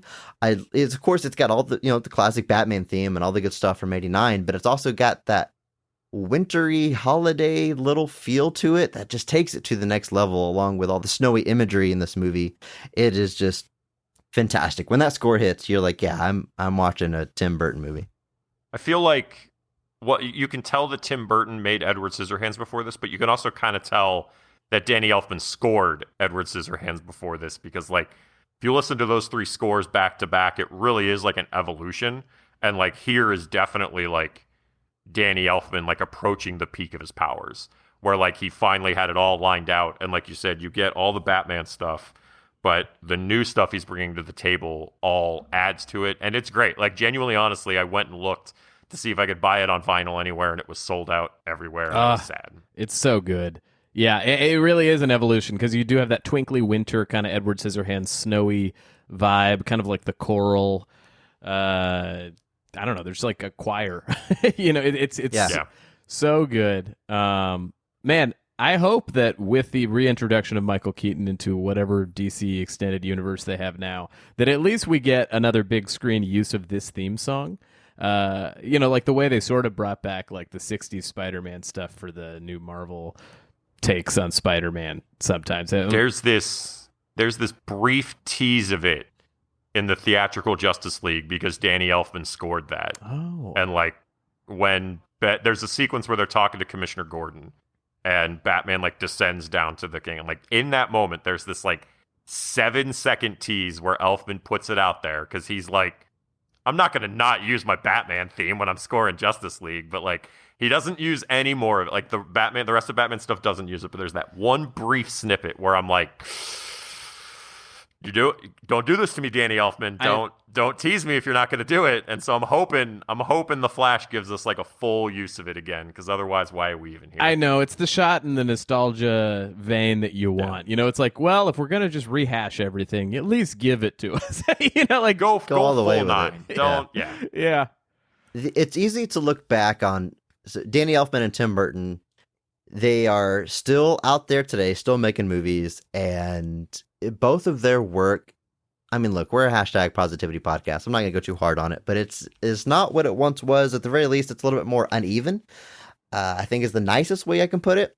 And sometimes I see some of their newer stuff or newer work, and I kind of think, because I used to like really be obsessed with Tim Burton and his movies, like, you know, in high school when I was first getting into movies. And I'm like, well, were those old movies like really that good? Or was I just kind of a kid at the time and I just thought it looked really cool? And then I go back and watch any of them, I'm like, no, they were incredible. Like, this is such a Tim Burton isn't a auteur in the sense that he writes and directs everything. His creative control isn't that far reaching as someone like, I don't know, Christopher Nolan, whoever writes and directs their movies, but his influence was like so great on those early movies that it it's indescribable, which is why I'm having trouble coming up with the right words. But that feeling I get watching these old Tim Burton movies, like it's not just nostalgia going back to these. It's truly like, man, they don't make them like they used to. When you look at the budget he had for this movie, because Batman '89 is $45 million, it's, you know, middling budget, and they really jack it up here. And one of my notes I took down watching this movie is that you can't film Tim Burton movies on location because these locations don't exist. Every little thing like is built on the soundstage to have this look and feel to it. So like the sewers are towering sewers, and you know the ballroom is this big towering elegant ballroom, and everything like has this touch on it, and it gives the movie just such a special feel. I agree. I think there's the thing about Tim Burton that I think everybody kind of will identify with is that very unique visual style. Like I said, like watching this movie, you know it's a Tim Burton movie almost immediately. It's that very, the house, he's got this very gothic houses, the towering skyscrapers, the almost hyperbolic representation of perspective that he uses, and these dehydrated trees that are everywhere, like, you know, just everywhere. Even in this movie, I was like, yep, look at those trees, that's Tim Burton. But it's so unique, and it's, no one's been able to do anything like it. Like anybody else that's known for their visual style, and it's not even necessarily, I think, the visual style, but it's just the look of his movies. It's the design choices he makes. They're all unique. They make them stand apart in a way that a lot of other people just don't. It's tough to watch a movie, especially for like somebody, and just know watching it whose movie this is. With Tim Burton, that's never difficult. Yeah, his aesthetic is so specific, and I think you're right. Like, just I think some of it has to do with like him being young and driven, and like when you first make things, like it is your life. Your work is more your life, and then it's like, yeah, he became super rich and like probably had a family and was like, okay, I'll keep doing this, but I don't need to put everything into a movie. And you know, this is me being, you know, old man yells at CG cloud, but I just don't connect as much with a lot of like the digital effects that exist these days. Like, I think there's some really good stuff, but for the most part, the practical really holds up for me. And I think when you watch one of these older movies that has like a huge enough budget to actually create an immersive set, I mean, even Batman Begins, they built like the Narrows and all of that stuff in a soundstage, and it looks really fucking cool. And I think this, similarly, it's like amazing, you know, just to exist in that world physically, like to have the money for all the props and the explosions and the costumes. Yeah. It's just like, I just want that for everything. I love how there's that Gotham Plaza that's kind of like the main, like almost all of the action in this movie takes place within the same plaza, basically. But it still never really feels restrictive. Like you never feel like you're stuck in a single place, even though there's multiple points throughout this movie where you could tell they're just like moving around this set to different places. But it's still so well done, because like you said, I think that's an excellent way to put it. Like, Tim Burton has no on-set locations because none of those locations exist. Yeah. They have to all be created. Like the fact that Shrek's building has that giant head that's got a clock on the front of it. Like, it's these weird choices that like somehow all work within the world. Like, it's these things where like isolated, I would be like, that sounds ridiculous. But then I see it and I'm like, oh yeah, of course that's the clock he has in front of his store. Why wouldn't he? Like, it's all very effective. And it's, like you said, nobody's done anything like it. For as fantastical this movie is with this look and its characters, and at any point, if you try to apply logic, you know, like how does Penguin get all these things? How does he recruit these people? He's got to come. It falls apart. But, you know, if you're doing that, you're watching the movie wrong. As fantastical as it is, I really love the line whenever he first captures Shrek and takes him down to the sewers through his big elaborate scheme with the motorcycle guys and everything, and he comes face to face with Penguin for the first time, and Shrek thinks he's gonna kill him, and Penguin like just applies logic. He's like, would I go through all this trouble tonight just to kill you? And it's like, yeah. Well, yeah, I kind of think you would, but I guess if you look at it logically, no, you wouldn't. That chemistry between Walken and DeVito is it's perfect, because like It's amazing because they're both playing the other side, like in different way. Like obviously Penguin has his own goals here. Like his main thing throughout the whole movie is getting the children. Like that's the names he wants. That's the whole search he's doing, is finding these children's names for his plan. Whereas Shrek is like, oh, well, I can use him to get to be the mayor, so I can do whatever I want. But I don't know if either realizes that's what's happening. Like, Shrek obviously has no idea that Penguin is getting all these children's names, trying to do whatever he's doing. He has no idea he's doing that. And Penguin probably doesn't care about the mayoral stuff. But it's these two weird, conniving characters playing off of each other in such a good way. And I'm not gonna lie, I did have a moment where, like there's a big grand moment where Penguin has his parents revealed to him. And then he goes to their graves and he has this big, like Apocalypse Now moment where he like kneels in front of it with his arms up. And I was kind of wondering the whole time, though, I'm like, did he actually not know who he was? Because the goal of the record searching was not about finding out who he was, it was finding out who the children was. So I had a moment where I actually was like, did Penguin kill his own parents? And he's just playing this up. I wasn't sure how far it went, because Penguin seemed to be a lot more clued in than he might have appeared at times. So I definitely was a little... I mean, that just speaks to how DeVito was playing the character. I mean, he was doing an extremely good job with it. But there was definitely moments where I was like, there's more to the Penguin than we realize. Like, there's definitely layers that he's putting in there. And yeah, I again, we've talked about DeVito a lot here, but I think he does get lost in the conversation a little bit, but he's truly like 100% in on this one. It's awesome. Yeah, he's the driving force of the movie. I think he is the engine. He's the person who connects like all the characters, even though that should be Batman. But yeah, I think like it has the possibility of being an absolute mess with this many plot threads. I feel like it's handled so deftly. I mean, I think we do. I know this is a positive podcast.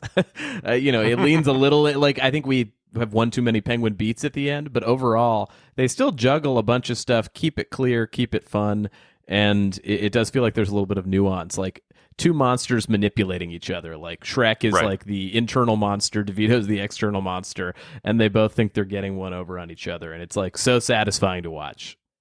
Right. I love that a major plot thread in this movie is Penguin running for mayor. It just sounds so wild, like on paper. But I don't know if either of you have the same thought. I mean, I've got tons of nerdy cool stuff on my walls. I mean, Justin, I see some cool stuff behind you. Andrew, I know you're into it. Those Oswald Cobblepot for mayor banners, man, how awesome would it be to have one of those on the wall? As soon as I saw those in the background, I'm like, where can I get one of these? Has someone reproduced this? That looks so cool. It's just a silhouette above the Gotham skyline. Here's something you might be able to find, because I found this like at a garage sale once, but I think you could probably find it on eBay pretty cheap. They made little pins that are like his mayoral, candidacy pins, and I have one. I mean, it was like a few bucks where I got it, but I don't think there's that many people clamoring for that kind of merch. Yeah, this is not a hot item. And I agree. I love like an in-world like commercial or like brand that only exists in something. Like that's like such a fun piece of memorabilia. So look for it. You might be able to at least get something never know. That. It was made at the time too, so there's, it's a vintage item. I will, if I get quiet the next few minutes of the podcast, is because I am furiously Googling for this pin, so forgive me. I love following the saga of the dog, who has like its own little thread throughout the movie. Yeah. It's you first see it carrying a grenade in its mouth, and it drops it off into a store, and it comes back later. I mean, I won't just like describe this whole scene because it's pretty elaborate, but Batman has this batarang that is super high tech, and he programs it to shoot. Yes, it's very much like straight out of the Arkham games. He programs it at 4 people, and he throws it, and he gets a super cool shot where the camera's tracking the batarang as it hits these people. And before it hits the last one, the dog just catches it in its mouth. And I love the idea that like this batarang, when thrown, can knock someone out. But a dog's jaws, if it grabs it, it just becomes a frisbee. Yeah. And it just walks off, and like the dog handler is just standing there for a minute. It kind of looks at Batman, and then she just walks off after the dog. And I was like, oh, that's a fun little beat. Yeah. And then it comes back, and it actually factors into the story, because the dog shows up again later, still with the batarang in its mouth, and Penguin kills someone with it to frame Batman as a murderer. So like, it's legit like very good script writing and storytelling to have this little beat for comedy, but it actually pays off in a storyline. It's very, very good. Yeah, another load-bearing joke. Like it's like that's the dream is like because I feel like that's the stuff that catches you by surprise in like in the best way, where it's like, oh, that was important, and I wrote it off because it was just like a silly bit. Yeah, right. If if it wasn't for the fact that the hero of this movie is a billionaire, this would actually be a pretty good, like, eat the rich movie. Yes. Because Max Schreck is just your, typical evil businessman with his evil plans and doesn't care about the citizens. Penguin is trying to become a mayor based off of, superficial things whenever his true motives are much, much darker. And then there's a great line in the store whenever Catwoman is wreaking havoc and then the security guards pull guns on her, and whenever she flips the tables, she's like, "Don't hurt us. Our take home is less than $300." Just a fun little. So, workers are underpaid. Elite billionaires are ruining our country. Like I said, if it weren't for the whole Batman problem with him being a billionaire, it's a very good anti-capitalist movie. Yeah, but I like that during that final like showdown where like Shrek is in the corner and Catwoman's basically ready to kill him. Like Batman has that moment where he like please. He's like because he sees Selina as like in this movie they present that like Batman kind of sees Selina almost as an out in a lot of ways. Like this is maybe the thing I need to stop being Batman, whereas this is the thing Bruce could be the thing Selina needs to not kind of have to go through with this. And he like makes that plea where he like rips off the mask. And I love that like he clearly has to put the mask on to get dressed as Batman, but he just rips it off at the end. Like there's no hesitation to just I guess that off. explains why he has so many of them in the Batcave. He's got a line of boots and a line of cowls. Yeah, it's got to rip off. It's like, yeah, it's a one and done suit. Like once it's been used once, it's done. But just all over Gotham City, there's just discarded like, Batman cowls. Discarded Batman pieces. But like he makes that plea to Selina that like we can go home, we can leave this, we don't have to do this. And Selina responds, she's like, I would love to live with you in your castle, but I would never be able to live with myself. And so it's her kind of also internalizing that whole I can't like fake this and pretend and like be okay with it. And again, it just plays into that kind of set of like I'm not, especially at least with Catwoman's story, that kind of she's this own person that can't, that's not her world and she can't live being in it. So again, it's really good stuff. The chemistry between Keaton and Pfeiffer is that I mentioned it, but that dance scene is so good. Like I was like drawn in, like I know the scene starts off and it's like this big band version of Super Freak. It's very weird. But the second song kicks in and they like start dancing and like Michelle Pfeiffer is looking real good. And like Michael Keaton, of course, is Michael Keaton. And like, but they like start dancing and they're talking and like throughout the course of it, they do that mistletoe line, but they reverse it from earlier. And that's like the moment it clicks for both of them where they're like, he's like, oh, you're Catwoman and oh, you're Batman. And then they like come in and she's like, does this mean we have to start fighting now? And he's like, no. And then of course, obviously the Penguin shows it, but like the chemistry in that scene and like the tragedy on Catwoman and like the kind of plea from Bruce, like it all comes through so well. It's just so effective. And it kind of just upsets me that we didn't get like 5 more movies of like Keaton and Pfeiffer doing this again and again and again, because it works so well here. And like I remembered that scene, but like watching it back now, I was drawn into it so much more, and it's just great. Yeah, chemistry is incredible in this movie. The whole cast, but yeah, the two of them, it's like I'm in. I'll watch this. Yeah. For another 5 movies. Also, we'll have our one movie where it's just Max Schreck and the Penguin, and we'll have our other where it's Catwoman and our other and movie Batman. where it's just them. Which one will sell more tickets? And it's not just any ball; it is a masquerade ball, and everyone is wearing a mask except Bruce Wayne and Selina Kyle, because that is their mask, guys. That is their disguise. Look at that. I mean, it's the symbolism is like, right in your face, and that's kind of the way Not I like subtle. it. Yeah, but like when it works, it works. I mean, like Max Schreck outlines like his philosophies, like you can never have too much power. Like it's like that's what I believe, Bruce. So it's like, oh yeah, okay, there we go. We know what drives this man. I mean, same with you mentioned Guillermo del Toro and like his Hellboy movies, and I feel like Guillermo's very similar, where it's like all of his stuff is like in your face visually and thematically, but like he pulls it off really well. I mean, it's not afraid to be a comic book movie. There's definitely movies that come out now where it almost feels like they're ashamed they're based on a comic, and they try to make it like, high art and adapt these characters into this grounded scenarios, and that sometimes works. Depends on the character, whatever you think of all that. But I love a movie that's just it's a comic book movie.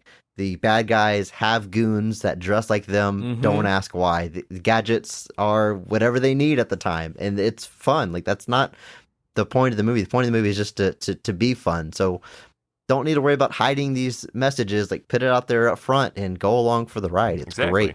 There was a quote from, I think it was Grant Morrison. I probably mentioned this before, but it was like, nobody watches The Little Mermaid and they're like, so how is the crab singing?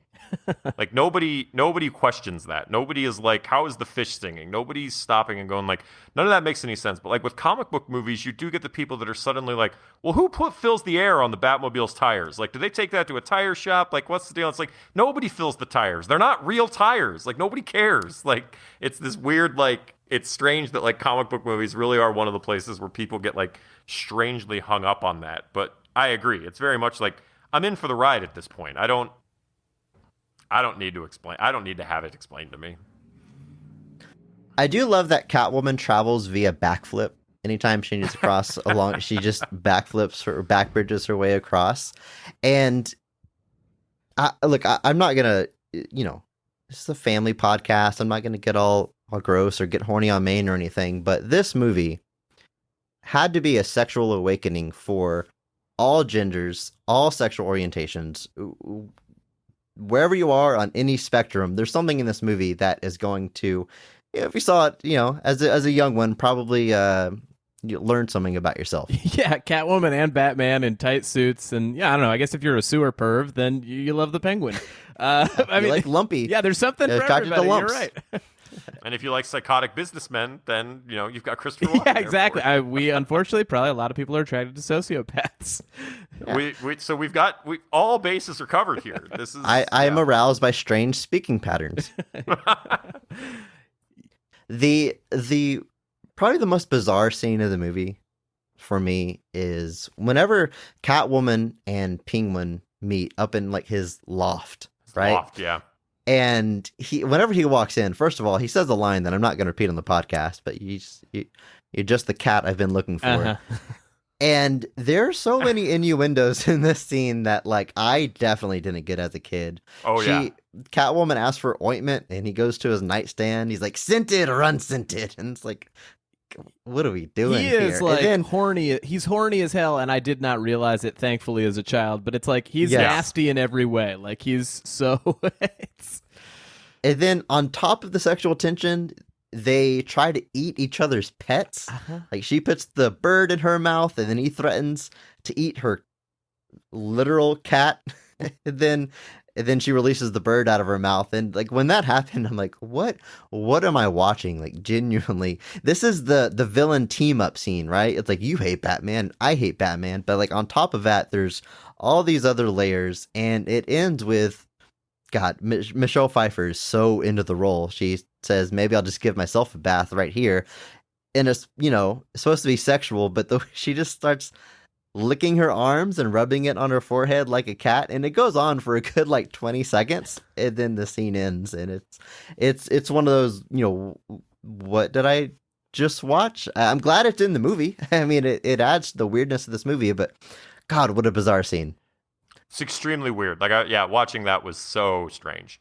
I was like, this took a turn. Uh-huh. This is we have gone into new territory here.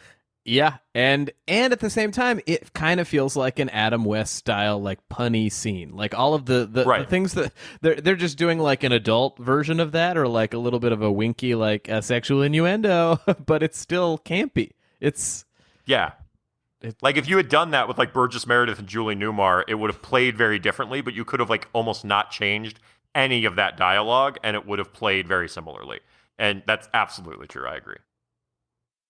What a weird movie. Truly. Like,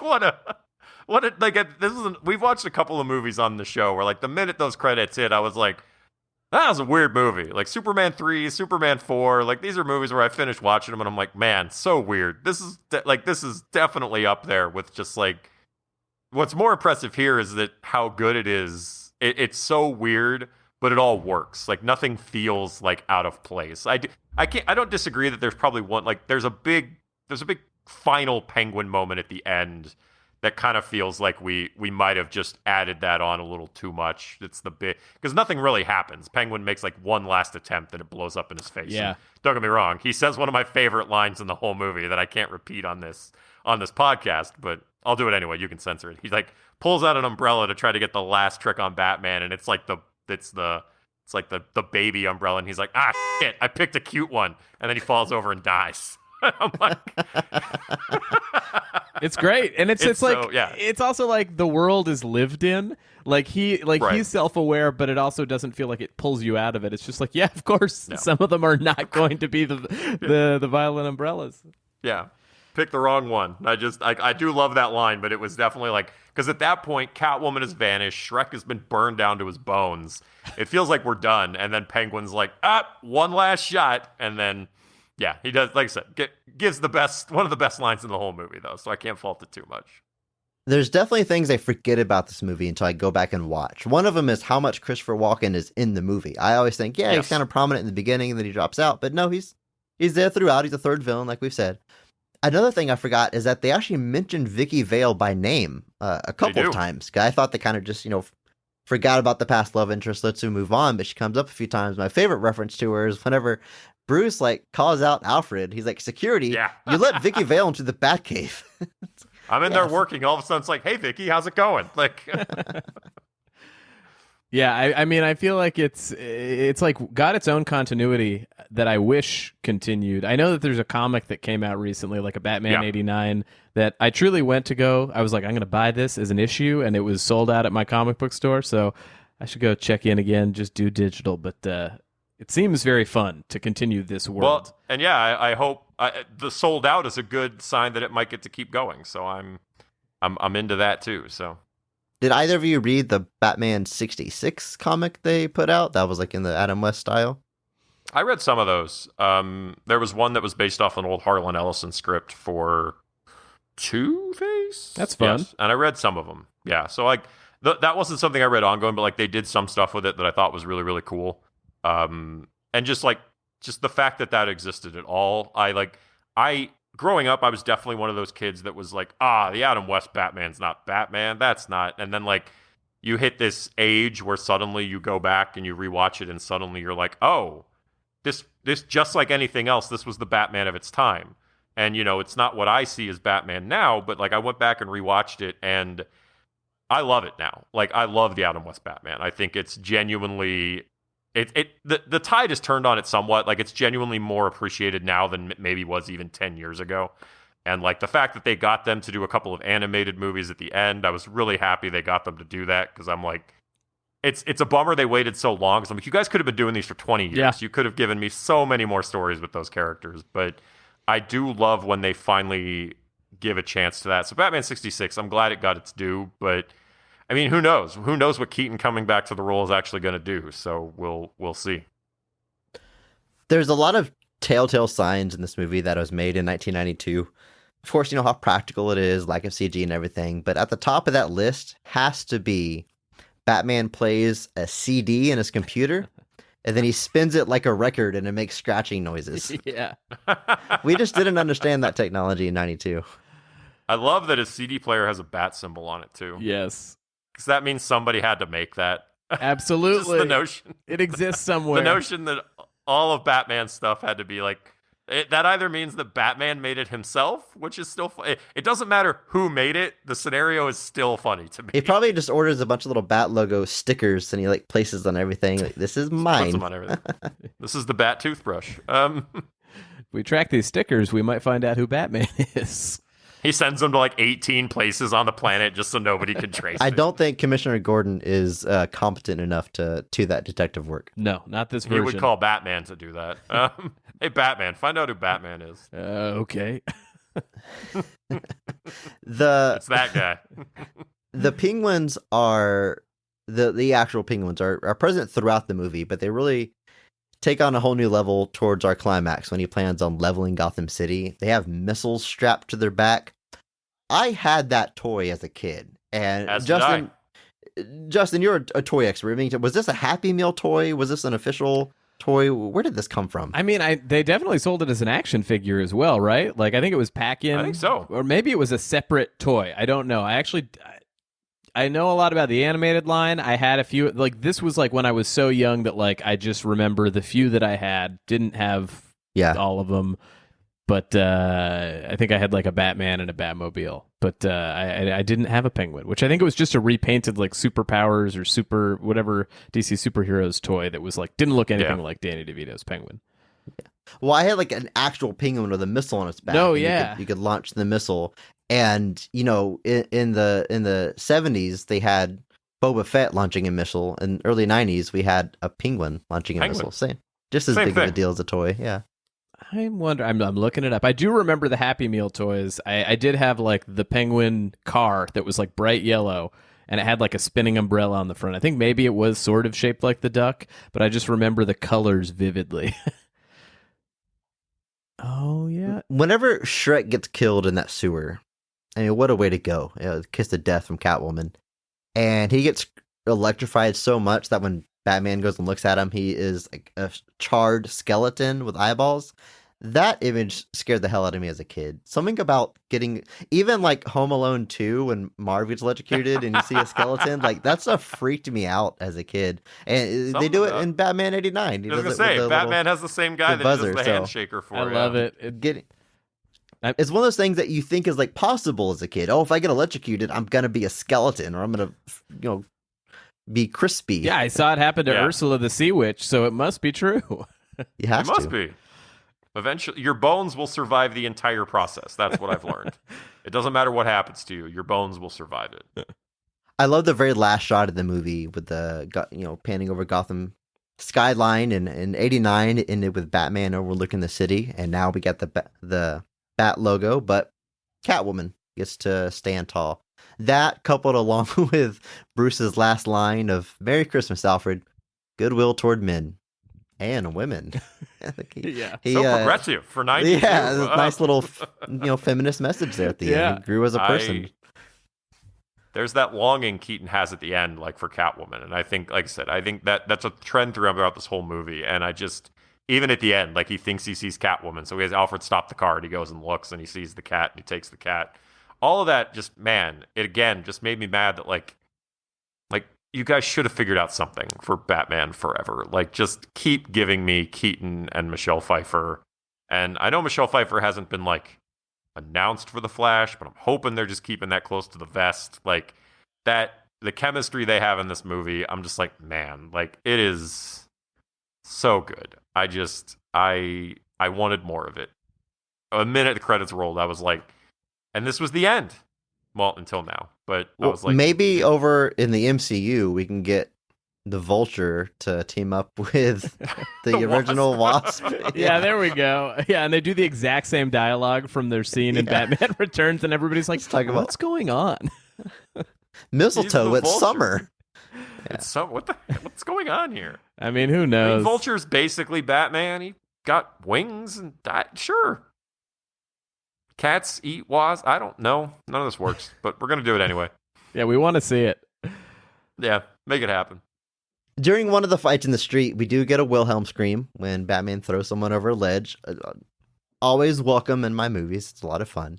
And then shortly after that, there's a scene that gets cited a lot in angry people's YouTube essays where he essentially kills someone. This guy has dynamite strapped to his chest. And basically, Batman just flips him down to shaft, and then he blows up down there. And, there's this raging debate about does Batman kill and which versions kills and whatever. And I, to be honest, couldn't care less about that.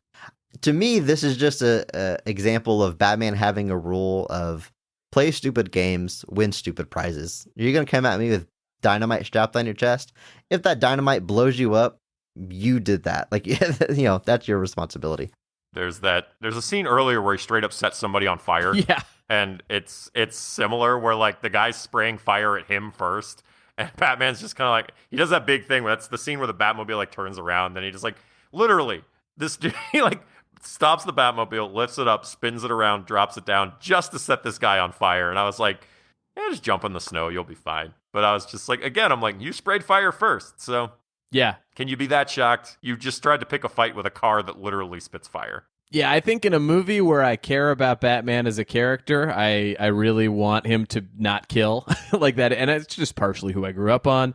I feel like that Kevin Conroy Batman, he's, like the most empathetic Batman. But with this, I'm like, it's a campy parade of everything goofy, a dark goofball comedy.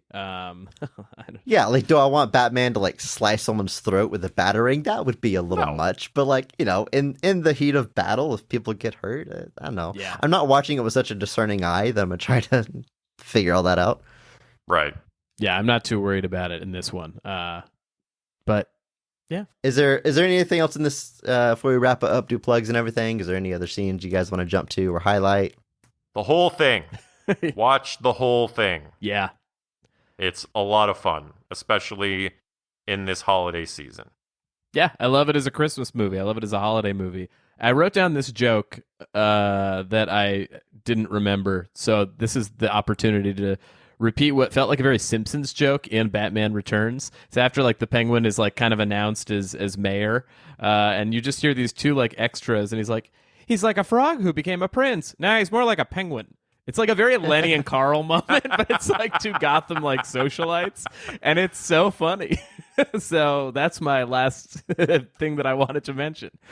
There's a lot of moments. Like there's that kid selling newspapers, like the whole movie that like keeps screaming out the headlines, and like I know Alfred scolds him at one point, just like, and like it's right at the beginning when Alfred's walking with that bag of like fully wrapped presents, which is such like a Christmas trope.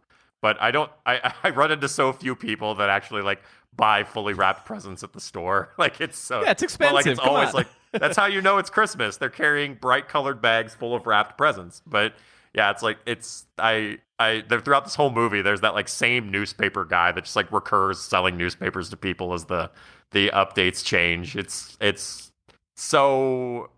It would be dated almost anywhere else, but somehow here it works. One of the funniest, maybe unintentionally funny scenes to me was whenever Batman and Alfred, they're in Wayne Manor, but they're going to the Batcave. So Bruce Wayne goes over to the Iron Maiden. That's actually a secret slide to get to the Batcave. He walks over to it, and Alfred's like, I'll take the stairs. So Bruce gets in it, and it closes, and he goes down this elaborate chute, pops out in the Batcave, and then Alfred just walks right up. Like, it was just as fast to take the stairs. It's very funny. He insisted on going on his slide, because he's a little boy. You got the slide. Why not? Come on, I consider myself mostly an adult, and I take the slide. Oh, yeah. I just wish like Alfred would have walked up like out of breath, like he was like trying to prove a point that he just taking the stairs, so he was like hauling ass down the stairs.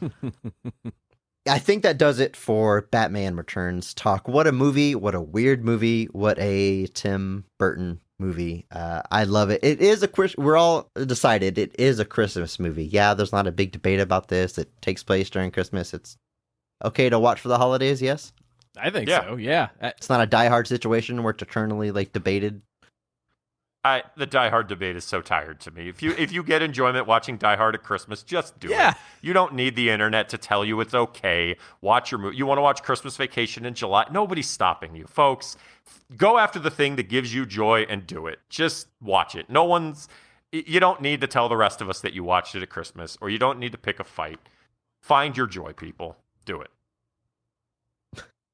And with that, Justin, thank you so much. Thank you so much for being on the show. This was a ton of fun. I can't believe I got to talk Batman with you. I absolutely love Batman, the Animated Podcast. Legitimately one of my favorite podcasts out there.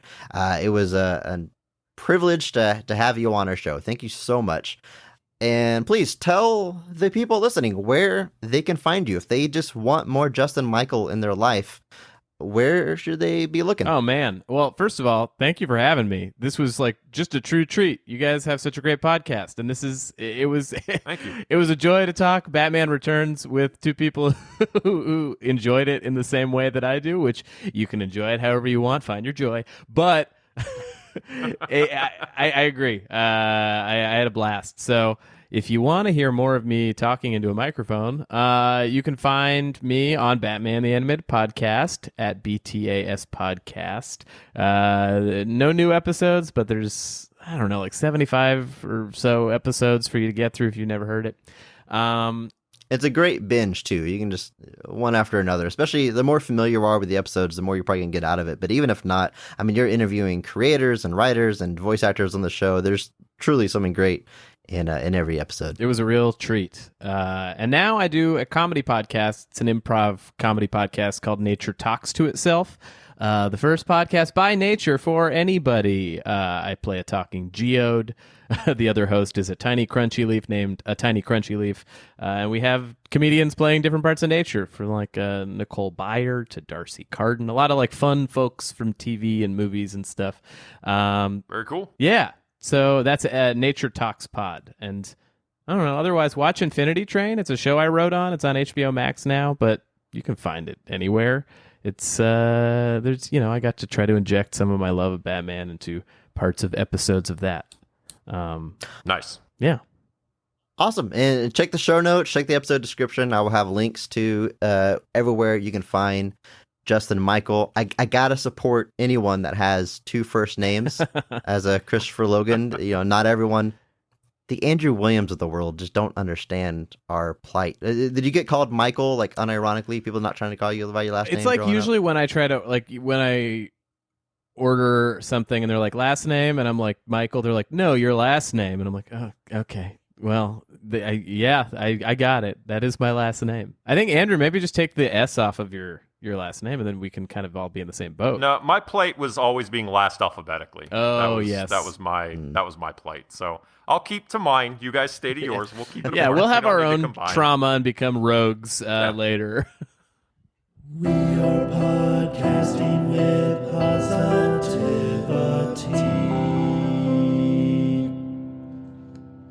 Well, Andrew, that is 3 out of 4 down as far as the 90s Batman franchise. We've now talked about 3 of them. I don't know, maybe someday we'll find an excuse to dive into Batman 89. Who knows? Who knows? The future is undetermined. Recently we were guest on another podcast, Nomads of Fantasy, and we were ranking our favorite comic book movies of all time. Mm-hmm. And I believe your number 2 of all time was Batman 89, yes? Yes, it was. All right. So, if we do a BOTR episode on it, it'll probably be like a 7-hour episode. I'm thinking like a month-long series. Okay, a little I think that's series. really the best way to really give that movie the space it deserves. I'm not going to lie. Like, I genuinely loved watching Batman Returns. I think, because Batman 89 really is, it's Batman and the Joker. It's your classic Batman Joker story. I mean, not classic, but like that's your story. There's no real other, like Vicky Vale is there, sure, but like really that's your focus. With Batman Returns, it really is impressive just how much it juggles so many different pieces and how it all works. And I may have to reevaluate Batman Returns, but I had a blast watching it. So I agree. It's been a while since I sit and watch it from beginning to end, but it is so much fun. It's so, God, that early Tim Burton block of movies is just fantastic. I really love it. I agree. But you don't have to wait for us to do an episode on Batman 89 to talk to us about Batman 89. What you could do is just jump into the Discord. We're there all the time talking about movies. Drop us a line. Talk to us about Batman 89. Talk to us about other podcasts you like. Talk to us about music, whatever. Anything goes. It's a good time. If you haven't already, you can join that Discord by clicking the link in the show notes. Check the episode description. There's a link right there inviting you to come and join us and all other members of the community. You can learn what movies we are covering coming up if you want to watch them ahead of time, or send us some of your thoughts to be read on the episode. After you join us there, be sure to head over to Apple Podcast and leave a review for this show. And we always ask you to go one step farther. Just leave a review for every podcast that you listen to regularly. If you're going to go check out Batman the Animated Podcast, which you absolutely should, be sure you also leave a review for that show. Justin appreciates it. I appreciate it. I just kind of love hearing nice things read about us, but you can bet that we're going to read your review on a future episode. So if you want to throw in some jokes in there or something that you want to hear read on the episode, that is one way that you can do it. I hope everyone is enjoying their holidays. Enjoy the rest of the year. And of course, remember, maybe not every movie is great, but all movies have greatness.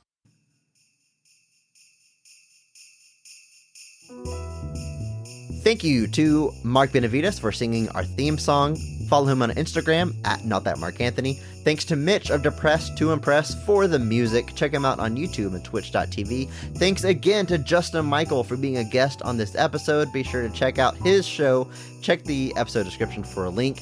Follow us on social media at BOTRcast. Thank you.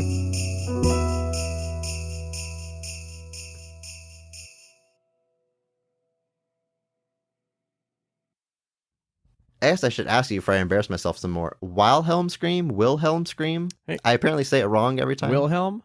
I believe. I thought it was Wilhelm. Yeah. This whole time I thought it was Wilhelm. Yeah. I pronounced What it did wrong you say again. before, Chris? I think Wilhelm. I think you were saying Wilhelm. Wilhelm? Wilhelm. Let's go with that.